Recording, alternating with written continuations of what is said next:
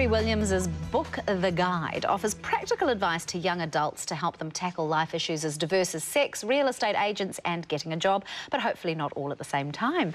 Nice to see you, Terry. Congratulations on your book. Thank you. Also written along with Mike Loder. It's a great book because it's got practical and real advice and quite serious issues, but it's done in not a tongue-in-cheek way, but in an entertaining way.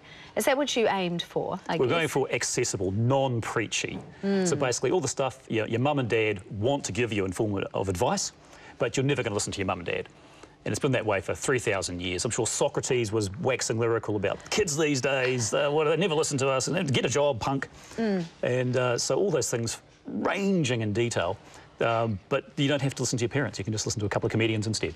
And I think that's great because I remember as a young person the cringe-inducing advice that you'd get from, the talks, and you just, it's awful. You don't want to hear it. But I remember my father giving me a couple of books, and it's an excellent way to do it. Because it's, like you say, non-threatening. Let's talk about some of the subjects in the book. And first of all, how did you go about researching it? We'll get to the kissing chapter soon. Very good point. Lots of, obviously, intense and in-depth and long-term research on some of those topics. But, quite seriously, because let's go through some of the topics. Real estate, listening, sex, how to kiss. I can't... Suicide? Yeah, there's 400 topics ranging from how to select fruit at the supermarket through to dealing with depression and self-harm and those kinds of things. Very diverse and comprehensive subjects. But this must have been a huge amount of work. 2 guys, 18 months, and getting in a lot of experts as well. Yes. Nurses, counsellors, people like that, to plug in the stuff. We're obviously not money market experts. Clearly, look how I'm dressed, or indeed fashion experts. So, but talking to people like that, and in the comedy field, we travel a lot and we meet people up. So, what are you doing? Oh, we're writing a book. Oh, what's it about? It's about advice for young people. Oh, what sort of advice? Oh, well, what are you doing? Oh, we're a banker. Well, tell me about banks. And brilliant. So you actually talk to the...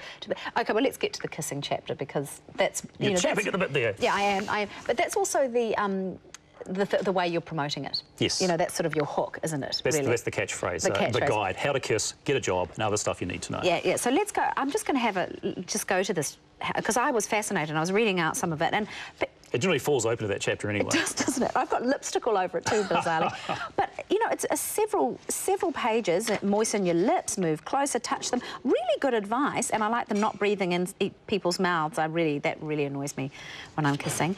But how did you decide this? Because some people would disagree. Claire, that's the key point, and that's why it's the catchphrase of the book. How dare we, or indeed anybody else, attempt to teach somebody else how to kiss? It's very individualised, very personalised, and it's only through experience and making mistakes that you learn what works. And it's not the same the next time you do it. So how did you get this advice? Quite seriously, how did you come up with this list? And that's fair point. Of all the chapters, that is the one that was written by committee. OK. Mike, my co-author, he came up with the first draft, if you like, bit of a skeleton. I added my 22 cents worth. Yes. And then it went through the publishers and the sub-editors, and they've got their kids involved.